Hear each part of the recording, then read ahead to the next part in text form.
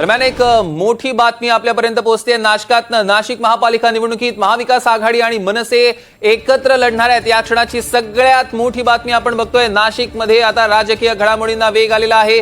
नाशिकमध्ये महाविकास आघाडी आणि मनसे एकत्र लढणार आहेत। जागा वाटपावरनं जे काही नाराजी नाट्य होतं ते नाराजी नाट्य दूर झालंय।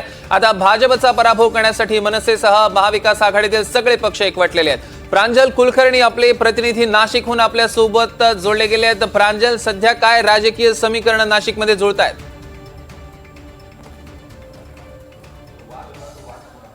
सौरभ, आपण जर बघितलं तर महाविकास आघाडी आणि मनसे नाशिकमध्ये एकत्र लढणार हे जवळपास 2 दिवसांपूर्वीच ठरलं होतं। मात्र काही जागांच्या 13 जागा होत्या की ज्याच्यावरून सर्व काही रखडलं होतं। जागा वाटपाच्या चर्चा या रखडलेल्या होत्या। मात्र आता ही नाराजी देखील दूर झाली आहे। आपण ही सध्याची एक्सक्लुझिव्ह दृश्य बघत आहोत। सध्या शरद पवार गट असेल, काँग्रेस असेल, महाविकास आघाडीचे इतर घटक पक्ष असेल यांच्यामध्ये बैठक ही सुरू आहेत आणि यामध्ये देखील तोडगा देखील निघालेला आहे। सर्व पक्ष आता एकत्र लढणार आहेत। माझ्यासोबत शरद पवार गटाचे आमदार आहेत सुनील बुसराजी, काय नक्की आता ठरलंय? महाविकास आघाडीचे जे आमचं ठरलं होतं त्याप्रमाणे सगळं जागा वाटप झालेलं आहे। आमचे शहराध्यक्ष गजानन शेलार, गोकुळशेठ पिंगळे, दत्तात्रय पाटील आणि खासदार मॅडम आहेत, काँग्रेसचे आकाजी छाजेड आहेत। या सर्वांची आम्ही संयुक्त बैठका 2 दिवसात केल्या होत्या आणि आम्हाला जे अपेक्षित होतं ते मिळालेलं आहे।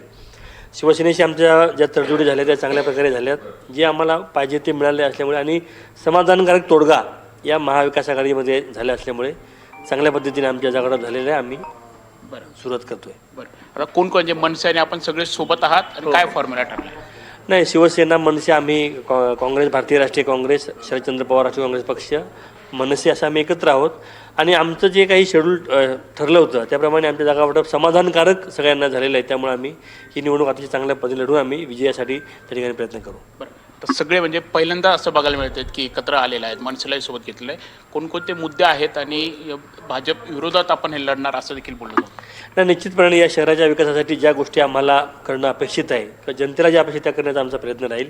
विकासाचा मुद्दा आहे आणि मागच्या काळामध्ये अनेक असे मुद्दे आहेत की जिथे भारतीय जनता पक्षाचं सरकार केंद्रात आणि राज्यात जो नाशिकवर अन्याय झाला मागच्या काळामध्ये, त्या सगळ्या गोष्टी या महानगरपालिकेच्या सत्तेच्या माध्यमातून आम्ही लोकांपर्यंत नेण्याचा प्रयत्न करू।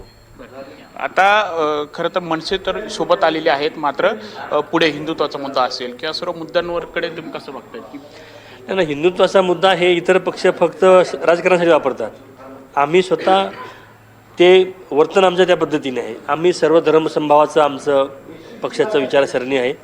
सर्वांना सोबत घेऊन जाणं आणि आपला जो हिंदुत्व धर्म आहे त्याचं पालन करणं हे आमचं खऱ्या अर्थाने आमचं विजन आहे। 122 जागा होत्या त्या की मग किती आता 64 शिवसेनेला मिळाल्या आणि इतर असं होतं आपल्या 9 मिळाल्या। एक 8-10 जागांचा विषय राहिलेला आहे, तो सुद्धा होऊन जाईल, परंतु आता आमच्या आघाडी झाल्यात जमा आहे, काय अडचण नाही। तुमचं ठरलं, माहितीचं ठरलं नाही अजून? आमचं ठरलंय, माहितीचं अजूनही ठरत नाही। ते आता ते मोठे पक्ष आहेत, त्यांच्याकडे गर्दी जास्त आहे। आमच्याकडे गर्दी कमी आहे पण दर्दी लोक आहेत, निष्ठावंत आहेत लोक, आणि त्यामुळे आम्ही योग्य पद्धतीने या निवडणुकीला सामोरं जाण्याचा निर्धार केलेला आहे। कितपत यश मिळेल वाटतं?